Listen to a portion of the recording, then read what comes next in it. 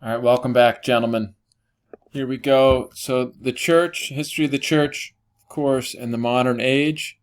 With Pio Nono, we've crossed the threshold into the modern age. And we're going to continue with a big picture look today on some of what's going on, some of the things that the church has to confront and deal with in the beginning of the modern era. The things you'll see now, but just in their more primitive forms, but it's definitely the same things.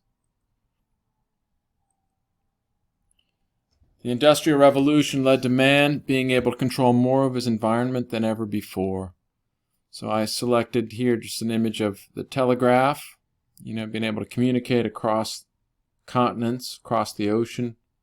And then the railroads, which shrunk the world, shrunk continents to shrunk countries. The world population is growing.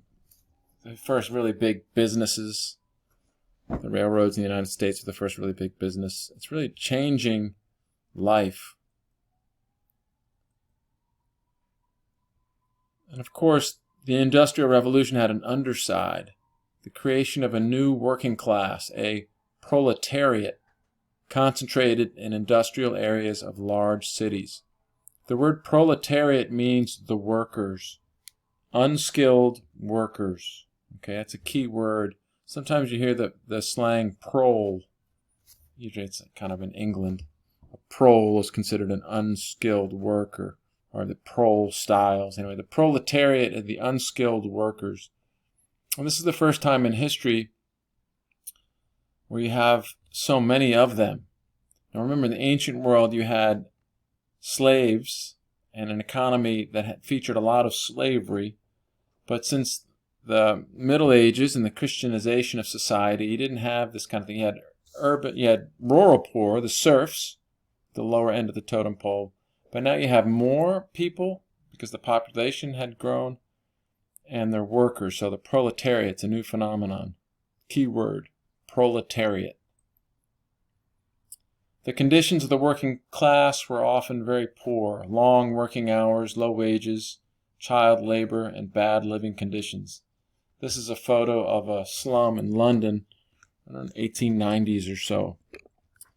Now, I think just for you going forward in your own understanding, I think sometimes you get a caricatured picture of the Industrial Revolution and how bad things were. No doubt there's some serious issues here.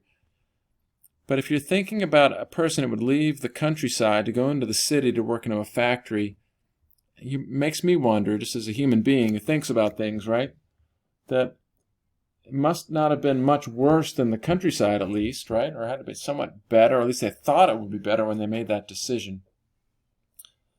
All right. Also, a couple other things. Remember, child labor was pushed away by the labor unions to protect their jobs. So there's some interesting things that you should really get into it. It's not as simple as it comes across. But anyway, there's no doubt that the Industrial Revolution brought things that were difficult, and you had some very wealthy people, factory owners, for example, especially your real upper class, Gilded Age types like Cornelius Vanderbilt, Andrew Carnegie, John D. Rockefeller, those types. And then you have large masses of urban poor. Okay, the cities were often dirty and unsanitary, so much that the automobile was considered an environmental improvement because it cut down on the manure everywhere. So think of the horse manure in cities, and also with the bacteria and the flies that would have been everywhere because of the manure. We don't think of automobiles as helping with pollution now, do we? But that's what was one of the big pitches for going urban or motorized at the turn of the century. Various answers were put forth for this social question, equitable distribution of wealth and this type of thing. On the bottom you have Michael Bakunin. At the top you have Karl Marx. Bakunin advocated anarchism, right? And in this sense of the word anarchism, it refers to the violent overthrow of all governments and social structures. It really becomes kind of ruled by power, though. I mean, I don't see how anyone serious can think it was a good idea, except just as a short-term retaliation against something that was really bad. But Bakunin is a famous anarchist. And then socialism. It's where the people take control of themselves of the means of production, the factories and the farms and society, okay? So, and that makes it all right. You know, like if the people choose it, it's all right, which shows a certain blindness, doesn't it? Because you don't have to be alive as long as I've had to see many times where groups determine something and it's the wrong choice. Right? For example, there would have been a time in American history where a majority would have likely said slavery was okay. And we know that that is wrong. Okay, but Karl Marx comes to dominate the ideas of socialism with his so-called scientific socialism. Very much so-called, because it's not scientific in any concrete sense. Okay, now Marx bases his ideas on historical materialism and the dialectic of the class struggle. Okay, materialism is a philosophical system that says that there is no realm of the spirit, that man is simply an animal that's more evolved than other animals, that there's no such thing as the soul. And it would argue there's no such thing as right or wrong either. No transcendent truths or meanings or anything like that. Okay, and that all history is the history of the class struggle, meaning the upper class versus the middle class versus the lower class, meaning the factory owners versus the proletariat. And all history, they reduce to this struggle, right? Now, there is, like, as I've said many times in the class, right, and any bad idea, any heresy, this isn't a heresy per se, but it's just a bad idea that has some grains of truth in it, or else it wouldn't fool anyone, right? And a lot of history is contained in economics, and a lot of history you can, you can explain using class theory at any rate, There's a joke when I was a history major in the 1980s that for almost every serious question you have post-1848, the answer is somehow the rise of the middle class. And there's a lot of truth to it. It really changed everything, that there is a middle class not connected to the landed gentry, the nobility, if you will, or the urban poor, right? And a healthy middle class in the modern era is a sign of a healthy country, right? But anyway, it's not all history, right? It's a gross oversimplification. Marx, therefore, like I said, being a pure materialist, called religion the opiate of the masses. That's a phrase from his famous piece, The Communist Manifesto, the opiate of the masses. He was particularly hostile to the Catholic Church, okay? And, Marxist anti-theism, right? I took the sentence from Jose Orlandis' Brief History of the Catholic Church. Anti-theism, the idea that there is no God, has done much to de-Christianize the working classes and even society as a whole in many countries of the world. Marxism was aggressive. It seemed to explain things, promised it a quick, simple, and easy solution that, of course, it couldn't deliver, right? And we should really point out how it's not scientific. Marx pontificated that eventually communism would be a dictatorship of the proletariat, meaning the workers would have control, and that eventually any government would wither away.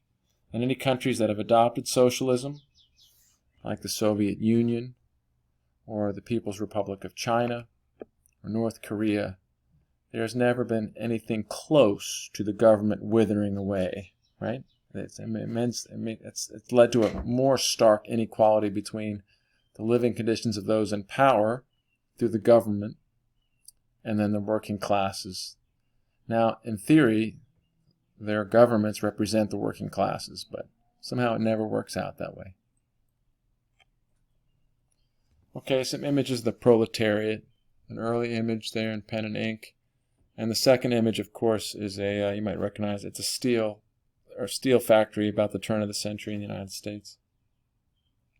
The proletariat represents a new facet of life and a new challenge for the church, right? Because these people have souls. They need to be catechized. They need to be taught the faith. Christ died for them, right? So it's going to be different for the church to deal with it, right? They're living in the larger cities, right? They, as I mentioned earlier, they include a high percentage of people that came from rural areas. and they'd come from farms into the new factories. They left their roots and a defined social order and became part of the deep personalized masses, right? You know, as Americans, especially, we would rebel against this idea that so much of your destiny is determined by how you were born. But on the other hand, and that would, if it were everything, obviously there'd be something really wrong about that. But there is something to be said for knowing your place in the world, from knowing where your roots are, from knowing who you're connected to, that things aren't total chaos, right? And if you really uproot yourself from the village and go into the big city, maybe without your family, or maybe your family doesn't have a way to support itself and it gets broken up, that would lead to this a sense of profound alienization. That's a feature of modern life, that people feel isolated and alone, right? Depersonalized masses. And therefore, because they're wounded in this way, they're really vulnerable to atheist, anarchist, and Marxist agitation, especially if you're not well educated to see through the fallacies that Marx and these guys put forth. Okay, so many lost their faith when they lost their place in the village, perhaps. This is an image of kind of what we call the rural proletariat, which is almost that's a kind of a wrinkle in terms, because the proletariat, the workers, right? This is a Russian photo, but the idea that the peasants, the rural proletariat. Okay, in some non-Catholic countries, many Catholics, should say many, not may, became involved in trade unionism to improve workers' conditions. Okay, the key there is non-Catholic countries, because in Catholic countries, a lot of times, that were moving away from the faith, like in Italy, you see that the church discouraged Catholics from getting involved in these things. The First Vatican Council attempted to deal with the social question, but it was forced to end abruptly due to political pressures. Enter Pope Leo XIII. Okay, really key player in world history. Right, and with Pope Francis being the current pope, Pope Leo's teachings pop up a lot, actually. His most famous encyclical is Rerum Novarum, on capital and labor. Okay, and Pope John Paul wrote a famous encyclical called Centesimus Annum, the 100th anniversary of when Rerum Novarum was issued. It's the beginning of social teaching as a subset of the Church's doctrine. That's a photograph of Pope Leo. If you Google him, you can see some YouTube clips. He's the first pope you can see little short film clips of. Okay, Pope Leo XIII tries to deal with these social questions, right? He says, oppose socialist associations with popular Christian ones. Leave the sacristies, talking to priests. Go out to the people. Okay, you have these urban poor, right? And the Marxists are out there agitating, taking them away from the faith. Claiming to have a solution for their difficulties. Well, we need to put out Christian solutions for their difficulties. In the United States, the Knights of Columbus is kind of along those lines. It's a Christian solution to a social problem, right? And so Pope Leo encouraged Catholics to take an active role. The encyclical Rerum Novarum, which I showed you a photograph of, was issued in 1891, explicitly rejected the dialectic of class struggle and asked owners and workers to work together in harmony to develop a new society. Okay, a dialectic is kind of what that word means. You can see the word two, right? Two. And it's the idea that they're opposing ideas. In this case, it'd be the nobility or the wealthy versus the poor. Okay, and the class struggle. That's all history. Yeah, no, that's a silly oversimplification to say it explains everything, right? And it's not, if you think about it, their interests are not opposed. One of the things he talks about is that if you're a factory owner and you don't treat your workers right, you're going to continually lose workers and have to train unskilled workers, as opposed to if you treat them better, you retain them, That's better for you as the factory owner, as well as being better for them, right? Kind of work together through these issues is the idea. Rerum Novarum proclaimed the social responsibility of attaching to property. Okay, meaning that if you're wealthy, you're going to be judged on how you use your wealth, right? And it's not an absolute right. Your property, like in a time of crisis, you should share what you have with others, right? On the other hand, it did not condemn private property as the socialists do, right? This is people don't take care of things. The just wage is an idea that people should be paid something fair, and that's going to depend on conditions. What the cost of the goods is in a particular country. But the idea that you're going to, if you're a factory owner, you're going to be judged by God, on whether you pay people fairly for what they do. Appeal to the state, the government, to stop being a mere spectator. That was the state's role in classical liberalism, without going so far as a socialist planned economy. That's another thing. Socialism has the government planning out everything. The United States is very much has a socialist model in many ways now, with the government involvement in our economy. Maybe less so than some other places. But we don't have a free market now. And the socialist model has with the government planning everything out, as in the Soviet Union or Communist China. Leo explicitly reject that. Rerum Novarum called for the creation of Christian-inspired trade unions. So the idea of unionism, workers uniting, which in Catholic countries was frowned upon because it was specifically moving away from the faith and the church, right? But it says, this is not a bad idea with proper principles, right? And so Christian-inspired trade unions. And notice this is saying it's embracing some democratic ideas, parts of the modern age. For us now, you can be for representative governments or democracy, so-called, and not think it conflicts with your faith. But remember, before that, most Catholics were traditionalists, monarchists somehow, right? So, okay. All right, so Leo gives different guidance for different situations, all right? In Italy, I've hinted at this already, where the government was explicitly moving away from the faith and away from the church. Sorry, I should have chopped out that second like Italy there in the bullet point. Leo XIII followed Pio IX and said that, we didn't want Catholics participating in the government because it was a government that was specifically undermining the church. It wasn't explicitly forbidden, but it was really discouraged, okay? So that was one take.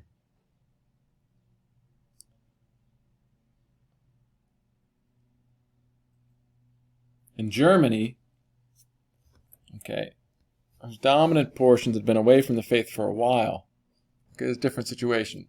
Germany had united in a series of wars in the second half of the 19th century under Chancellor Otto Edward Leopold von Bismarck.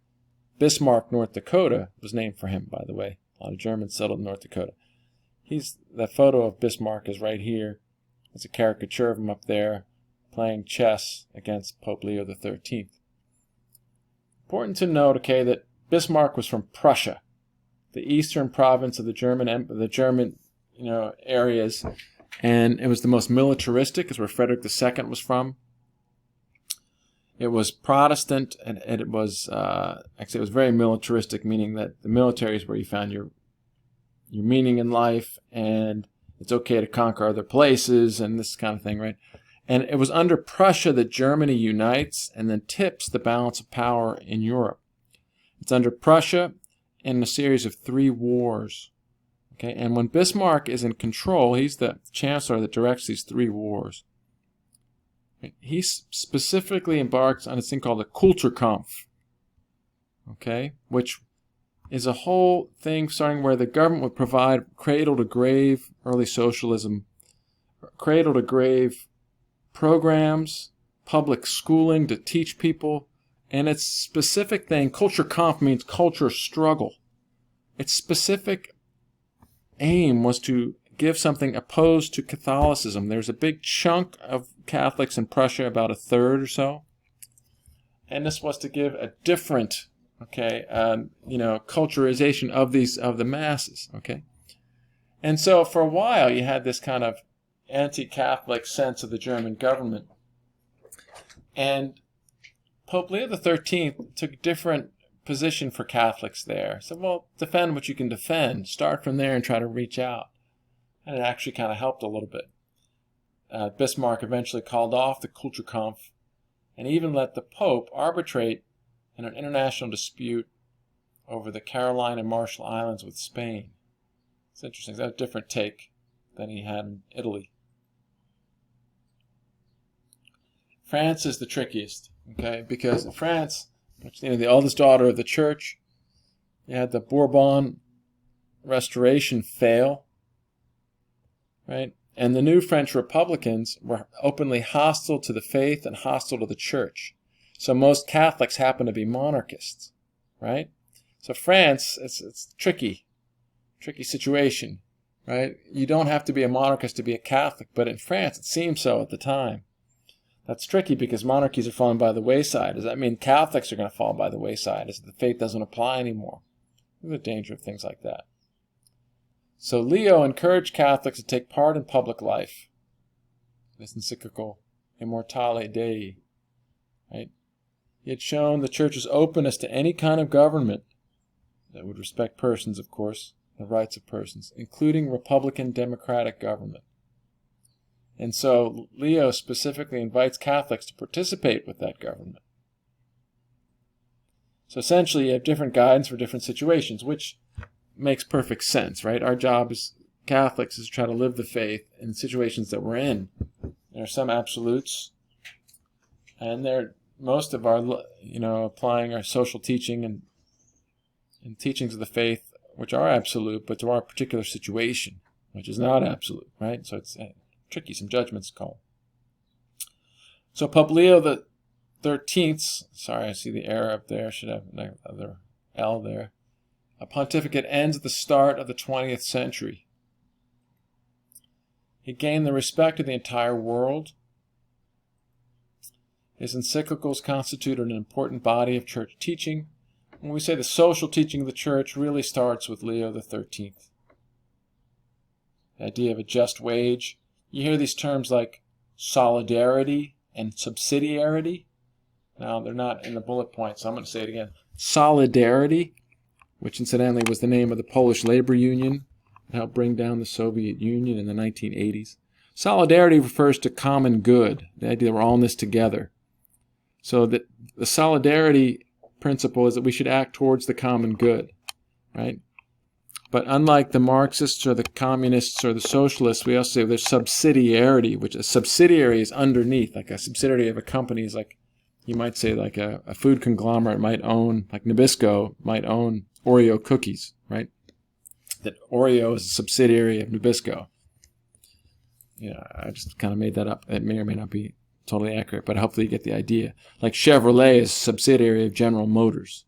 That is on point. Right? And that decisions should be made by the lowest possible unit in society. And of course, the smallest one is the family. So it's not, we shouldn't centralize all power. The idea of, say you live in Oklahoma and the COVID virus isn't as bad there, perhaps you can open things up earlier than you can in New York City, where the virus was really bad. Okay, and so they should make those decisions there. The decision does not have to be made from Washington, D.C., for example, right? That's the idea of subsidiarity. It's Leo, Pope Leo kind of brings out these ideas of solidarity, subsidiarity, that private property is a general right, but it's not absolute and has to give way under certain circumstances. Okay, Pope Leo, I didn't say this yet, Pope Leo really emphasized the importance of going back to Thomas Aquinas and his philosophy. He called it Thomas the Angelic Doctor, the common doctor of the church, communist doctor, right? And he really beefed up the church's reteaching of Thomas Aquinas, which was very helpful. Okay, now, but there are serious risks in the modern world, the Catholics participating in it, as at any other time too, right? and different crises are on the horizon. One of the famous things, when I hear Pope Leo XIII, he penned this prayer after Mass one time because he had a vision of, he was praying and had a vision of Satan in the world about to cause lots of damage. So it was a tradition in the church. He asked that throughout the church this would be prayed at the end of every Mass. And up to Vatican II, from his pontificate up to Vatican II, it was the norm. It's coming back in many parishes. My parish, St. Andrew the Apostle in Kent Mills, Silver Spring, we say it's the end of every Mass. St. Michael the Archangel, defend us in battle. Be our protection against the wickedness and snares of the devil. May God rebuke him, we humbly pray. And do thou, O Prince of the heavenly hosts, by the power of God, thrust into hell Satan and all the evil spirits who prowl about the world, seeking the ruin of souls. Amen. I recited the version that I learned, and I would say it. I say it after Mass on my own, quietly, whether or not my congregation does. But this was by Pope Leo XIII, and see this famous image of St. Michael the Archangel. That's just what I think about him. All right, gentlemen, thank you very much. Signing off for now. Bye-bye.